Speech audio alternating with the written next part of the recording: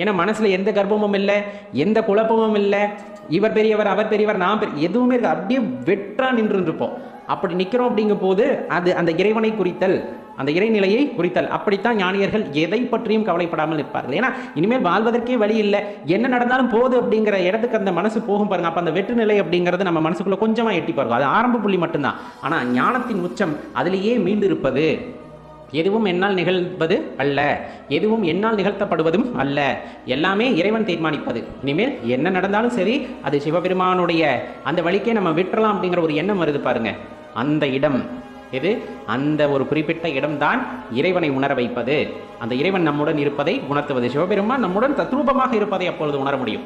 யாரோ ஒரு உருவத்தில் இருக்கலாம், மனித உருவமாக தாங்கி வரலாம், அல்லது அரு உருவமாக, எப்படியோ ஒரு விதத்தில் அப்படியே அப்ப நம்ம தோளில் தட்டி அப்படியே மெதுவாக திருப்பி விடுவார்.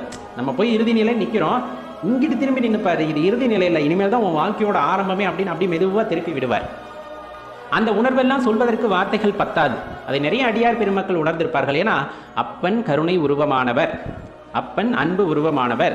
சிவபெருமானை போல அன்புருவமான தெய்வத்தை நம்மால் காண முடியுமா அப்படின்னா கண்டிப்பாக முடியாது, கண்டிப்பாக முடியாது. அந்த சிவபெருமான் என்கின்ற அந்த வார்த்தை அல்லது அந்த மந்திரம், அது யாராலும் விளக்க முடியாத ஒரு அற்புதம். அந்த அற்புதத்தை அனுபவிப்பவர்களால் மட்டும்தான் உணர்ந்து கொள்ள முடியுமே தவிர வெறுமனே அதை பற்றி பேசிக்கொண்டிருப்பதாலோ அவரை பற்றி புகழாமல் இருப்பதாலோ அதை உணர முடியாது. புகழ வேண்டும் என்றால் உணர்ந்து புகழ வேண்டும், ஏனோ தானோ இல்லை, அவரை உணர்ந்து வெளிப்படுகின்ற வார்த்தை புகழ்தலாக இருக்கும். அது அன்பு மிகுதியின் காரணமாக ஏற்படுதல் அப்படிங்கிறதையும் நம்ம தெளிவாக மனசில் தெரிஞ்சுக்கணும். அப்போ எல்லாத்தையும் கடந்து நிற்பவன் அப்படின்னு சொல்லுவாங்க. எல்லாத்தையும் கடந்து நிற்பவன், தன்னை மறைத்து நிற்பவன், தன்னை வெளிக்காட்டி கொள்ள மாட்டான் இறைவன். இறைவன் எந்த இடத்திலும் நான் தான் அப்படிங்கிற மாதிரி வெளிக்காட்டி கொள்ள மாட்டான். நாம் தான் உணர வேண்டும், இறைவன் மிகப்பெரியவர் என்பதை நாம் தான் உணர வேண்டும். எந்த ஒரு காலத்திலும் நம்மால் செய்ய முடியாத சில விஷயங்களையும் யார் செய்கிறார் என்றால் இறைவன் செய்கின்றார்.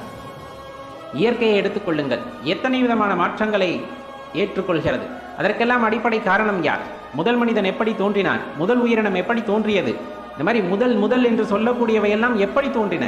அதற்கு விட யாராலும் கூற முடியாது. அனுமானத்தில் வேண்டுமானால் கூறலாம், அறிவியல் என்ற பெயரில் இப்படி உருவாயிருக்கலாம் என்று சொல்லலாமே தவிர இப்படித்தான் உருவானது அப்படின்ட்டு யாராலும் உறுதியிட்டு கூற முடியாத நிலைதான் இன்றும் தொடர்கிறது. காரணம், ஆதியும் மந்தமும் இல்லாத அருட்பெரும் ஜோதியாம் இறைவனின் படைப்பிலே அந்த படைப்பின் சூக்ஷமத்தை அறிந்தவர் சிவபெருமான் மட்டுமே என்ற உண்மையை நாம் உணர்ந்து கொள்ளும் பொழுது, நாம் அறிந்து கொள்ளும் பொழுது ஏற்படுகின்ற ஆனந்தம் அப்படிங்கிறது சிவனடியார்களுக்கே உரித்தான ஆனந்தம் அப்படிங்கிறத